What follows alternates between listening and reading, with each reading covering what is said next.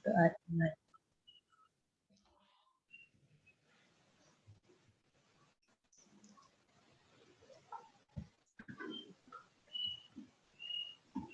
Berdoa dapat diakhiri. Terima kasih Mbak Adel atas pembacaan doa di hari ini. Ini alhamdulillah sudah banyak yang bergabung ya Adik-adik ya. Adik-adik minta tolong untuk dinyalakan ya kameranya on cam. Jadi adik-adik hari ini Ibu akan mengajar statistik ya. Sebelum mengajar statistika, bagaimana kabar adik-adik hari ini? Alhamdulillah baik, Bu. Sehat semuanya ya.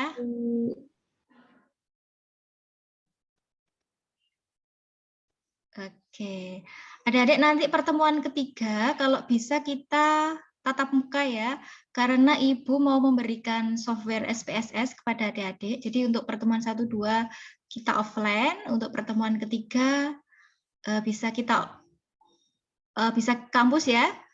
Nanti PJMK-nya minta bantuan. Ini Mbak Risma sudah hadir apa belum ya PJMK-nya? Minta bantuan ke kampus untuk minta ruangan dan lain sebagainya ya. Adik bawa laptop ya sayang ya, kalau ke kampus nanti ketika TM ketiga itu bawa laptop, nanti Ibu ajari untuk menginstal, kita belajar SPSS ya.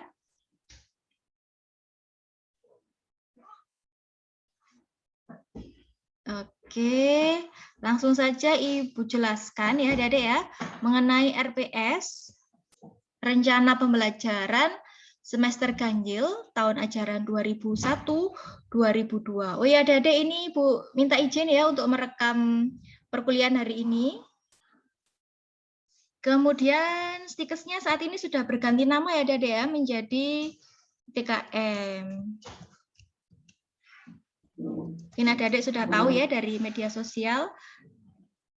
Kemudian prodinya S1 Ilmu Gizi, mata kuliahnya statistik. Jadi ini ada 16 kali pertemuan ya adik-adik ya. Jadi ada 2 teori dan 2 praktikum. Kemudian teorinya adalah 50 menit kali 2 berarti 100 menit ya adik-adik ya. Kita jumpa seperti ini 100 menit. Kemudian praktikumnya, adik-adik praktikumnya bisa dilakukan secara online ya. Jadi adik-adik nanti praktikumnya membentuk kelompok. Praktikumnya ini Ibu menggunakan metode pembelajaran PBL, yaitu Problem Based Learning. Jadi Ibu akan memberikan permasalahan, kasus gitu ya. Nah, nanti adik-adik selesaikan bersama anggota kelompoknya. Nah, satu kelompok maksimal terdiri dari 3 orang ya adik-adik ya. Nanti boleh pilih sendiri mau kelompok yang mana dan dikerjakan hari itu juga nanti jam 3 sore kita presentasi hasil pekerjaan adik-adik ya. Jadi setelah teori seperti ini, Ibu akan memberikan tugas. Tugasnya ini ya praktikum itu tadi adik-adik ya, adik-adik pecahkan bersama kelompoknya. Nanti jam 3 sore kita adakan pertemuan lagi untuk adik-adik presentasikan hasil kerjanya. Gitu. Bisa dipahami adik-adik ya? Jadi ini insya Allah kita nggak numpuk tugas sampai berminggu-minggu. Begitu pertemuan teori selesai, ada tugas, kerjakan selesai, langsung presentasikan. Jadi kan jadwalnya memang kalau di jadwal jam 8.40 sampai jam 4 sore ya. Nah, nanti adik-adik kerjakan sendiri. Selanjutnya jam 3 sore kita baru adakan meeting lagi ya. Nanti yang jadi host adik-adik saja untuk yang jam 3 sore itu ya. Ibu nanti lewat HP saja, bisa Ibu melakukan meetingnya di rumah. Jadi pakai HP aja, nanti adik-adik sebagai hostnya. Adik-adik yang presentasi gitu ya. Presentasinya per kelompok saja. Jadi 3 kelompok cukup. Kemudian ini adik-adik sudah semester berapa ini, Dek? 5, Bu. Semester 5. 1 tahun lagi ya, insya Allah 1 tahun. Berarti ini 2 tahun lagi ya, untuk bisa lulus menuju SGZ, calon ahli gizi. Semoga sukses untuk anak-anakku semuanya. Kemudian dosennya saya dan juga Bu Hapsari ya adik-adik ya. Bu Hapsari nanti akan mengajar 4 kali pertemuan, kalau Ibu 10 kali pertemuan. Jadi 16 kali pertemuan itu tatap mukanya, teorinya adalah 14 kali, 10 Bu Ira dan 4 Bu Hap. Nah, kemudian untuk yang 2 apa Bu? UTS dan UAS ya adik-adik ya.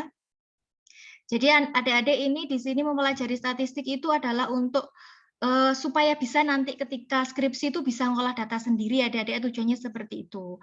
Nah, kemudian tujuan pembelajarannya mampu melakukan penelitian di bidang gizi, kemudian membuat keputusan dalam pemecahan masalah gizi perorangan, kelompok masyarakat, melalui penerapan asuhan gizi terstandar itu ya.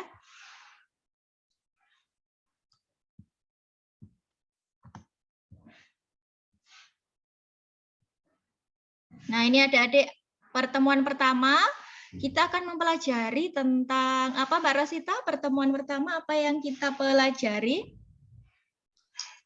Memahami dan menyimpulkan pengertian statistik, ruang lingkup dan fungsinya dalam kegiatan pengembangan keilmuan. Iya, adik-adik. Jadi statistik ini zaman dulu itu di Mesir ya, di Mesopotamia, negara-negara yang Babilonia seperti itu, mereka menggunakan data-data untuk menjelaskan jumlah penduduk, jumlah hasil panen, pajak yang diterima, seperti itu. Sampai sekarang statistik itu berkembang untuk semua mata kuliah ya. Ada sendiri nanti jurusan statistik itu ada sendiri. Kita pun juga perlu statistik ya adik-adik ya, untuk memecahkan data-data untuk penelitian ini dalam bidang kesehatan, kedokteran, sosial, itu semuanya perlu yang namanya statistik ini adik-adik ya. Jadi nanti adik-adik metode pembelajarannya adalah SCL, itu adalah Student Center Learning. Jadi adik-adik yang aktif ya. Nanti makanya penugasannya ada membuat makalah. Nah, makalah ini nanti dipresentasikan dan didiskusikan, itu namanya adalah metode pembelajaran SGD ya, Small Group Discussion, dan juga ada PBL. PBL ini digunakan adalah untuk praktikum. Jadi Bu berikan masalah, nanti adik-adik cari ya solusinya dengan cara studi literatur dan juga diskusi kelompok kecil tadi. Jadi sinkronnya ini ada sinkron langsung itu offline ya adik-adik ya. Insya Allah pertemuan ketiga lah. Nah, sinkron maya seperti ini lewat Zoom. Kemudian kalau asinkron itu adik-adik mengerjakan sendiri tugasnya itu bersama kelompoknya tanpa tatap muka dengan dosen, seperti itu. Nah, kemudian media pembelajarannya sudah Ibu share ya kemarin ya, 2 buku. Nanti insya Allah akan Ibu share lagi ya, epidemiologi judulnya dalam bidang statistik kesehatan. Kemudian penilaiannya adalah, yang pertama itu adalah bentuk bukan tes ya adik-adik ya. Jadi ketika adik-adik aktif di kelas, menjawab pertanyaan, mengungkapkan pendapat, itu sudah dapat nilai keaktifan ya. Dan nilainya adalah 100 maksimalnya. Kemudian sikap, kehadiran, begitu adik-adik hadir seperti ini, dicatat PJMK itu nilai kehadirannya adalah 100. Kemudian nilai tugas, nilai diskusi, nilai presentasi, seperti itu. Pertemuan kedua, apa itu Kak Salsa? Bisa dibantu? Kita belajar apa ya pada pertemuan kedua ini? Memahami dan menganalisa data, variabel, dan skala pengukuran. Iya, Adik.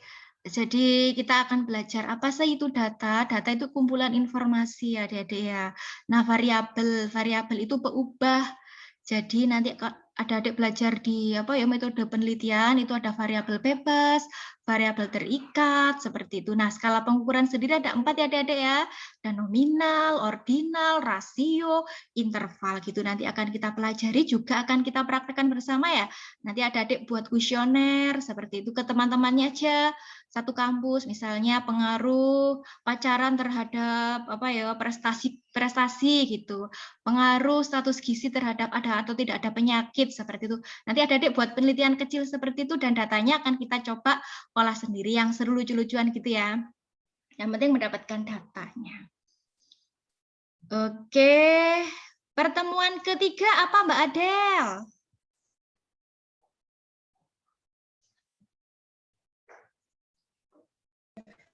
Melakukan dan menginterpretasikan teknik penyajian data dan ukuran pemusatan data. Iya, kita akan belajar, kalau data nominal itu disajikannya pakai persentase saja. Kalau datanya numerik, rasio, pakai rata-rata. Mungkin adik-adik dulu pernah dapat matematika itu juga ada statistiknya, adik-adik. Misalnya ngitung rata-rata, ngitung median, ngitung modus. Apakah adik-adik masih ingat? Modus itu bukan ini ya, bukan modus. Modus itu nilai yang paling sering muncul. Bukan yang kalau sekarang modus kan artinya beda lagi ya. Simpangan, baku, adik-adik ingat apa enggak? Atau belum pernah mendapatkan? Sedikit, Bu. Sedikit. Ya udah, nggak apa-apa. Nanti kita perbanyak lagi adik-adik ya. Pertemuan keempat Mbak Vio bisa dibantu Ibu? Untuk pertemuan keempat, mempelajari, menghitung, dan menginterpretasikan populasi, sampel, dan distribusi populasi. Jadi kalau semuanya di semua objek penelitian itu namanya kayak populasi ya, kayak seluruh mahasiswa STIKES yang 500 orang itu berarti populasi. Nah, kalau kita neliti 500 orang kan terlalu banyak ya Adik-adik ya. Kita teliti 30 orang. Nah, 30 orang itu namanya sampel gitu ya. Nanti kalau sensus itu sensus penduduk, berarti satu Indonesia ini dijadikan objek penelitian semuanya ya, dijadikan responden semuanya. Nah, kalau itu kan negara ya yang bisa melakukan meneliti semua penduduknya kan punya anggaran. Nah, kalau kita kan anggarannya terbatas, dananya terbatas, waktunya terbatas, nggak mungkin diteliti semuanya. Jadi kita pakai yang namanya adalah sampel. Gitu ya sayang ya. Sekarang pertemuan kelima, bisa minta tolong Mbak Ninda?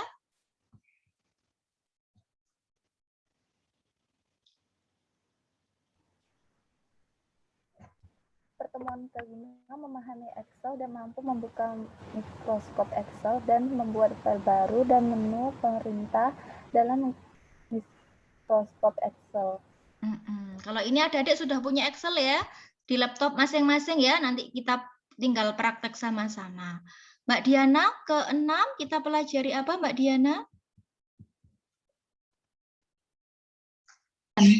Entry data pada Microsoft Excel secara manual otomatis, kode spesial, sel-sel yang kosong, dan membuat tabel. Pertemuan ke-7 Mbak Damai. Melakukan penggunaan rumus fungsi dan pembuatan grafik melalui Excel. Jadi pertemuan ke-4 sampai 7 ini bahas Excel aja ya adik-adik ya. Pertemuan ke-8 UTS. Yang ke-9 Kak Fani. Pertemuan yang ke-9, memahami konsep dasar statistik inferensial. Ini Mbak Fani kemarin jadi bendara ospek ya Mbak Fani ya? Ya, Bu. Sudah selesai deh untuk LPJ-nya? Belum, Bu. Nggak apa-apa, tetap semangat ya dikerjakan pelan-pelan. Nanti bendara saya mengumpulkan nota. Iya, Bu. Wes tetap semangat ya Mbak Fani, semoga lancar dan dimudahkan dalam menjalankan tugasnya. Pertemuan ke-10 Kak Risma, bisa dibantu? Memahami dan menganalisa estimasi data. Iya. Pertemuan ke-11 Kak Lulu. Memahami dan menganalisa konsep uji hipotesis. Jadi hipotesis itu adalah dugaan sementara ya adik-adik ya. Nah dugaan itu belum tentu benar, kadang salah. Makanya ada hipotesis nol, ada hipotesis alternatif. Nantilah ya kita pelajari sama-sama. Nah ini pertemuan ke-12. Siapa yang belum ya? Mas Dodik bisa bantu pertemuan ke-12? Pertemuan ke-12 melakukan uji korelasi. Iya, korelasi itu hubungan ya adik-adik ya. Jadi hubungannya ada yang signifikan, ada yang kurang gitu. Misalnya hubungan antara prestasi dengan status gizi seperti itu. Hubungan antara berat badan dengan prestasi seperti itu. Nah, kemudian pertemuan 13, Kak Rosita bisa dibantu?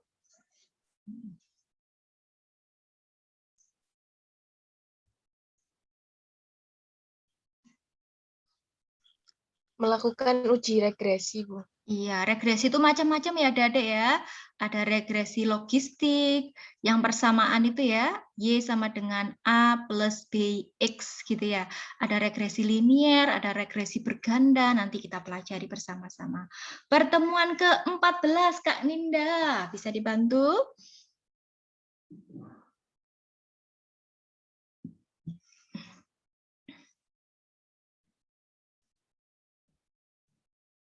Iya, Kak Ninda.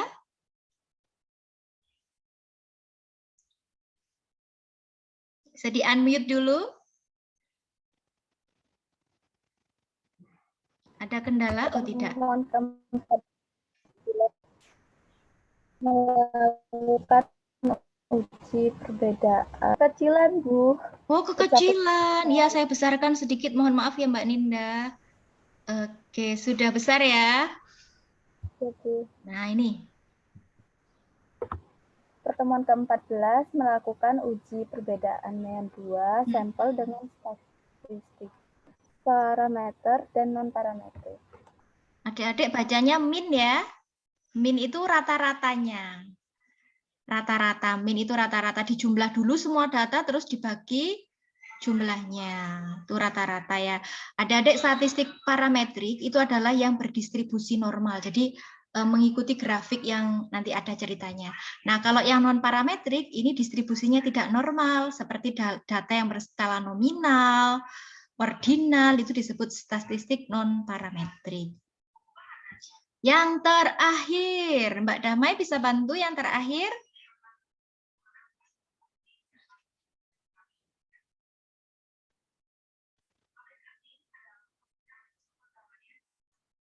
Mbak Salsa, bisa dibantu untuk yang pertemuan terakhir ya, pertemuan ke-15. Lakukan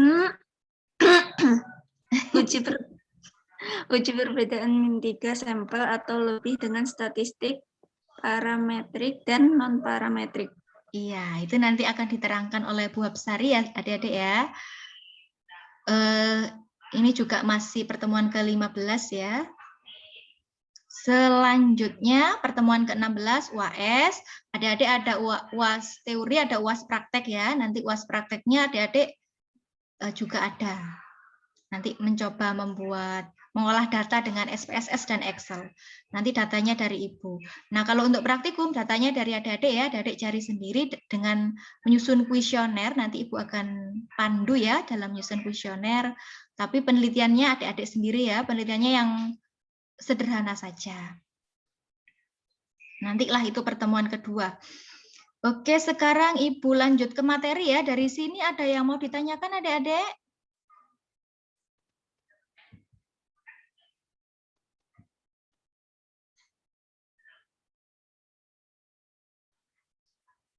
Tidak ada? Baiklah, kalau tidak ada, Ibu lanjutkan langsung ke materi ya. Sudah siap kuliah?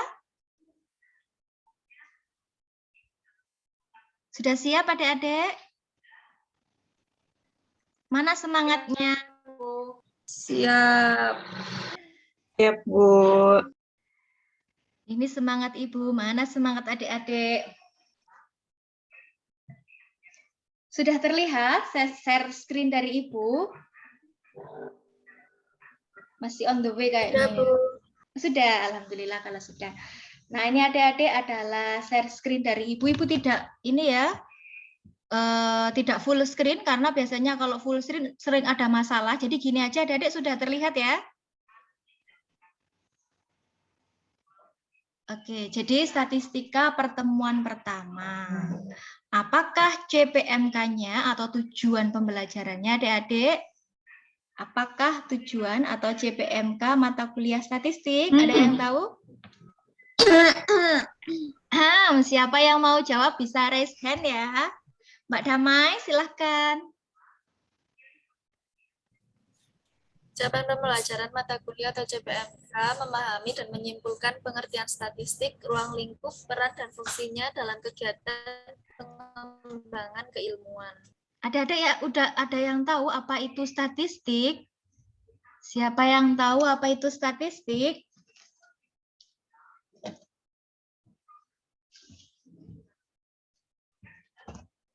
Mbak Lulu tahu apakah itu statistik?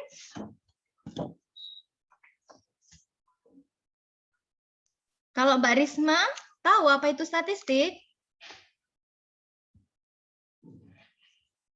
Ada yang tahu? Silahkan. Silahkan, ini Mbak Risma dapat nilai keaktifan 100 ya. Ya. Hasil data yang ditampilkan dalam bentuk tabel hingga grafik. Oke. Kalau data, ada yang tahu apa itu data? Data. Setiap kegiatan yang berkaitan dengan statistik selalu berhubungan dengan data menurut Kamus Besar Bahasa Indonesia. Jadi Data itu keterangan keterangan yang benar dan nyata. Ini siapa yang jawab? Betul itu. Salsa. Salsa. Tulis ya, dapat 100. Nilai keaktifannya. Nah, kemudian adik-adik tahu peranan statistik dalam bidang kesehatan dan gizi untuk apa ya?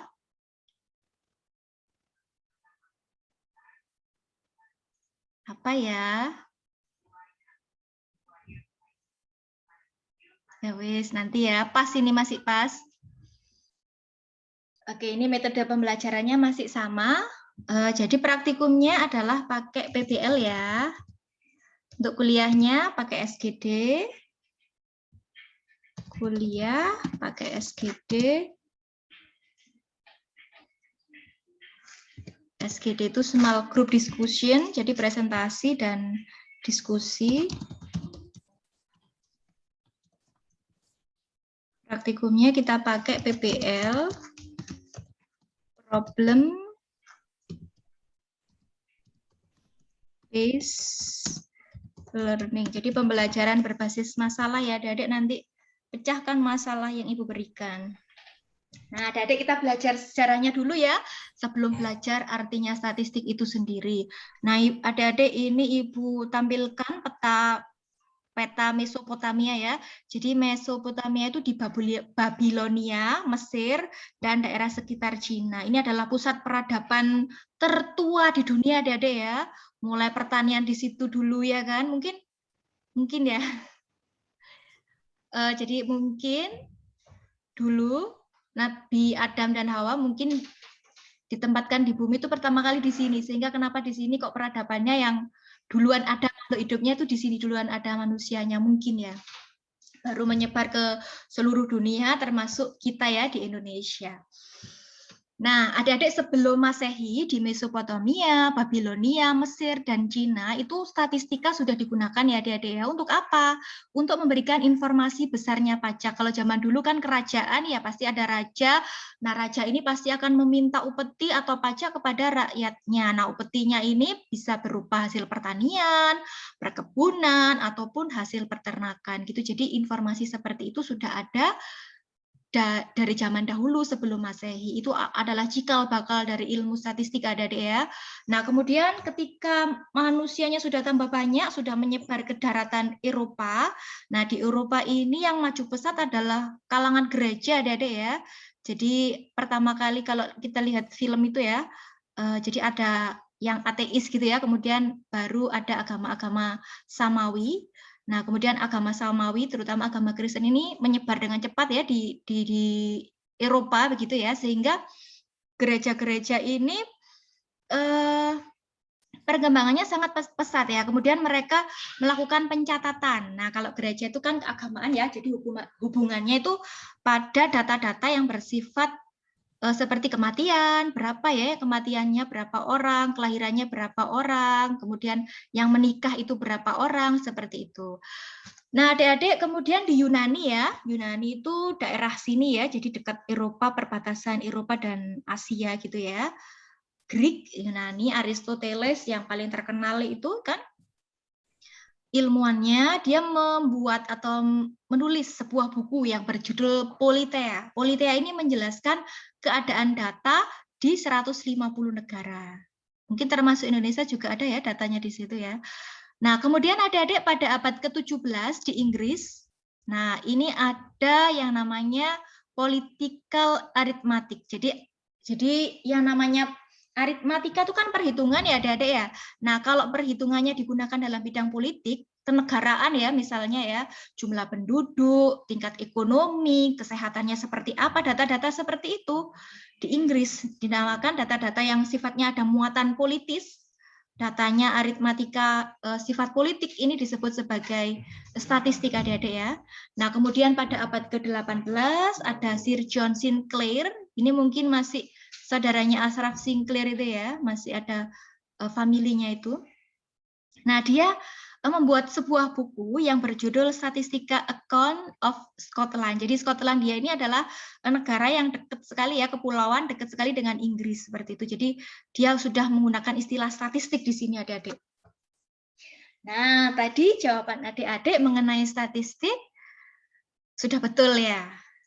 Nah, jadi adik-adik sebenarnya statistik ini itu berasal dari bahasa Latin ya, bahasa Yunani.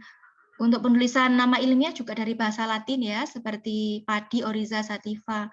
Kayaknya kebanyakan ilmu-ilmu yang kita pelajari ini memang dari Mesopotamia, terutama di daerah Yunani itu ya, yang paling kalau kita belajar mesti kan asal katanya dari ini, asal katanya dari Latin gitu ya.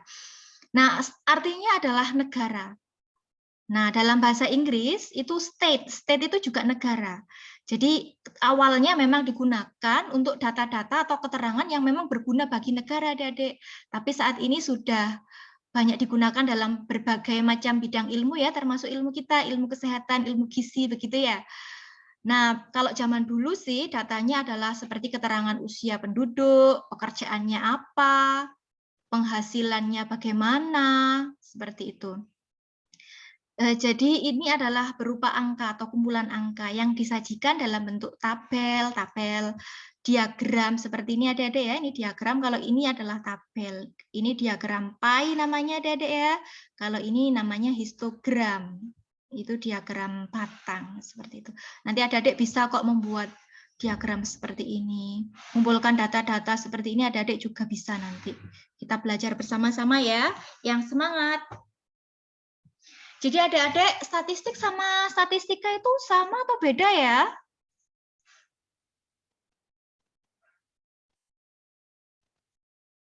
Halo. Adik-adik? Beda. Beda. Beda, Bu. Mas Dodik bisa jelaskan apa perbedaannya? Statistik itu kumpulan fakta berbentuk angka disusun dalam bentuk daftar atau tabel yang menggambarkan suatu persoalan.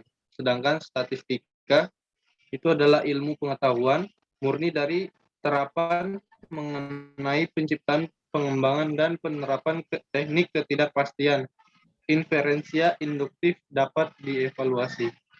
Jadi kesimpulannya, kalau statistik itu datanya, angkanya gitu ya, tabelnya, gambarnya. Tapi kalau statistika ini lebih ke ilmu, bagaimana caranya agar angka, data tadi itu lebih bermakna ya adik-adik ya. Kita analisa, kita simpulkan gitu ya. Bisa dipahami? Bisa, Bu. Bisa, Bu. Oke, Bu lanjutkan. Jadi ini adalah ruang lingkup dari statistika. Apa sajakah, ada yang tahu? Apa sajakah ruang lingkup statistika? Statistik deskriptif sama statistik inferensial.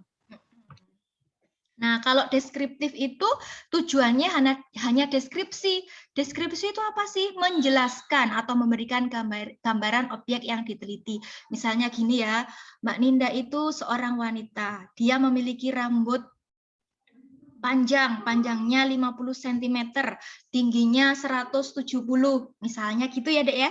Itu namanya deskriptif, memberikan gambaran objek yang diteliti. Itu tidak menarik kesimpulan atau melakukan generalisasi. Nah, kalau begitu penyajian datanya hanya dalam bentuk tabel, diagram, min itu rata-rata ya Dek ya, bacanya min, bukan mean tapi min. Modus itu nilai yang sering muncul. Median itu nilai tengah ya Dek ya. Jadi kalau datanya berdistribusi normal, datanya parametrik, kita gunakan min.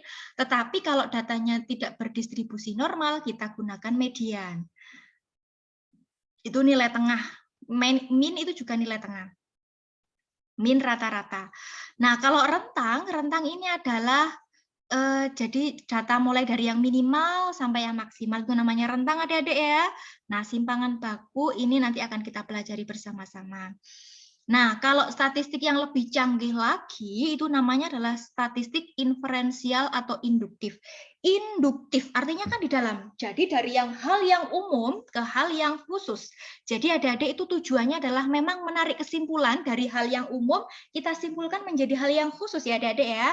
Nah, oleh karena itu kita harus melakukan suatu pendugaan sementara atau yang namanya adalah hipotesis. Nah, seperti yang Ibu katakan tadi, bahwa hipotesis itu adalah dugaan. Yang namanya dugaan bisa benar, bisa salah. Makanya kita buat hipotesis 0 dan hipotesis alternatif. objektif. Seperti itu.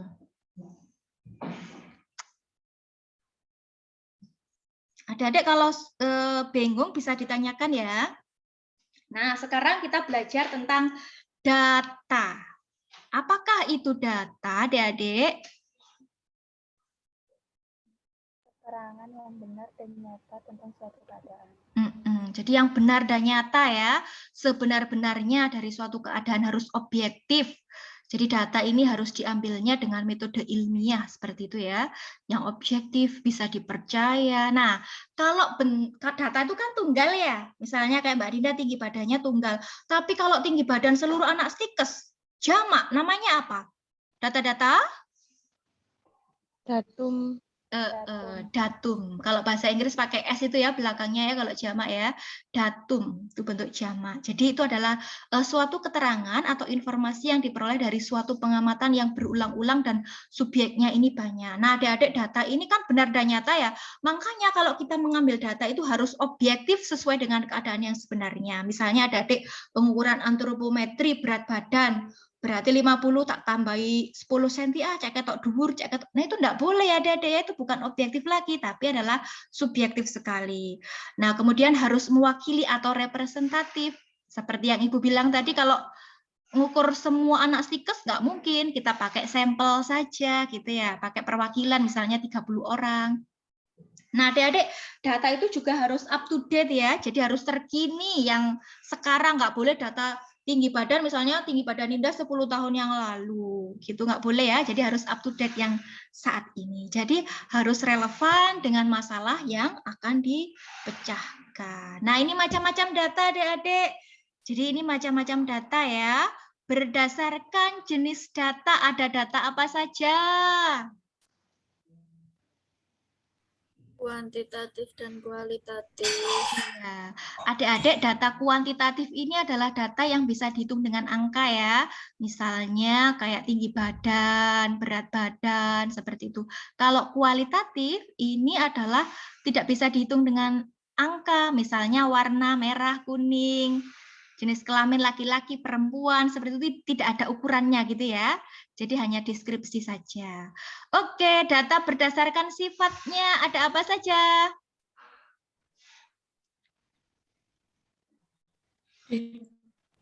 Dan kontinu. Nah, data diskrit atau cacah itu bilangan asli ya. Misalnya 1, 2, 3, 4 seperti itu. Nah, kalau kontinu ukuran misalnya tingginya 14,5 seperti itu. Ada ukurannya ya. Nah, waktu pengumpalannya ada berapa jenisnya?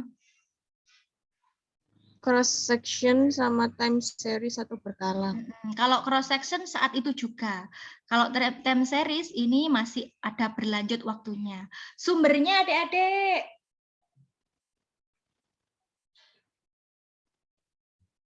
Internal dan eksternal.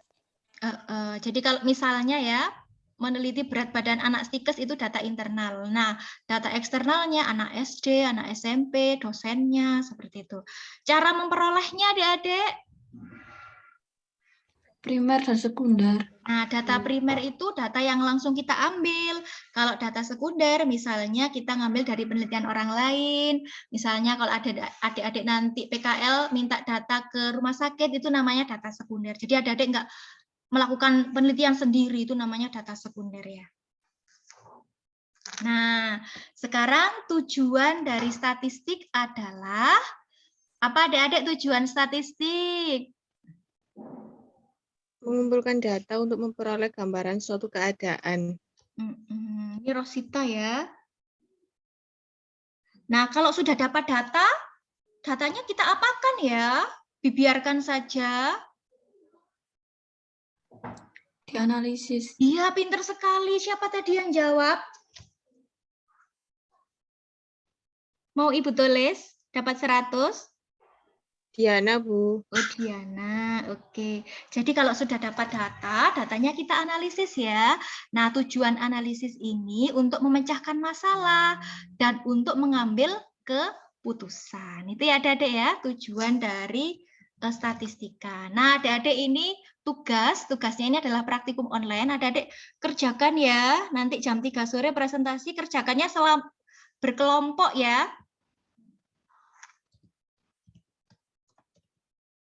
Tiga orang ya maksimal. 2 boleh. Nah, sebutkan dan jelaskan jenis data berdasarkan slide ini ya, Adik-adik ya. Adik-adik, nanti literaturnya dari yang buku yang Ibu berikan itu ada insya Allah di situ ya. Jadi sebutkan dan jelaskan jenis data. Nah, kemudian adik-adik juga mikir ya ini ya, boleh baca buku, boleh baca jurnal. Setelah baca-baca, adik-adik analisis dan berikan pendapat adik-adik, argumentasi pribadi. Jadi kan ada 3 kelompok ya, setiap orang punya argumen masing-masing mengenai tentang peran dan fungsi statistika dalam bidang kesehatan, terutama dalam bidang ilmu gizi adik-adik ya. Nah, yang ketiga, lakukan analisis jenis data rencana penelitian adik-adik. Saya belum tahu Bu mau meneliti apa, nggak apa-apa. Kalau belum tahu, ini ada penelitian kakak kelas. Oh, sudah nggak ada ya? Sebentar. Nah, ini ada penelitian kakak kelas ya. Nanti adik-adik analisis. Jadi mungkin satu kelompok 3 data aja ya, 3 judul aja ya. Terlalu banyak kalau semua judul ini. Misalnya kelompok 1, kelompok 2, kelompok 3 gitu ya adik-adik ya. Nah, Ibu kasih contoh ya untuk pertanyaan nomor 3 ini ya. Lakukan jenis data rencana penelitian saudara. Belum punya penelitian saya Bu, nggak apa-apa ini pakai penelitian kakak kelas. Jadi pengaruh faktor eksternal dan lingkungan terhadap sisa makanan dan tingkat kepuasan. Nah, berarti faktor eksternal, lingkungan ini adalah jenis-jenis data adik. Sisa makanan, tingkat kepuasan itu adalah jenis data. Nah, kemudian adik-adik analisis. Oh, sisa makanan. Berarti tergolong berdasarkan jenisnya tergolong data apa ya? Oh, sisa makanan itu bisa dihitung kok pakai metode Comstock misalnya sisa makanannya pasien nggak habis, tinggal separuh, tinggal 25%, seperti itu berarti kan bisa dihitung. Berarti berdasarkan jenis data, dia adalah data kuantitatif, gitu ya adik-adik ya. Nah, sifatnya adalah karena bilangan bulat berarti diskrit. Pengumpulan waktunya apa gitu ya, sumbernya apa, cara memperolehnya apa gitu ya, bisa dianalisis gitu ya. Jadi itu kalau kelompoknya 3, 1 orang bisa analisis 1 judul. Bisa dipahami? Bisa dipahami? Halo? Bisa, Bu. Oke, gampang ya. Insya Allah mudah dan dimudahkan. Nah, kemudian adik-adik buat PPT-nya ya. PPT saja apa sama Word-nya, Dek? PPT saja, Bu. Oke, PPT saja ya. Saja, ini PPT saja. Dan dipresentasikan jam berapa? Jam 3 sore ya. Setelah sholat asar pokoknya. Selesai ya insya Allah ya hari ini ya. Kan memang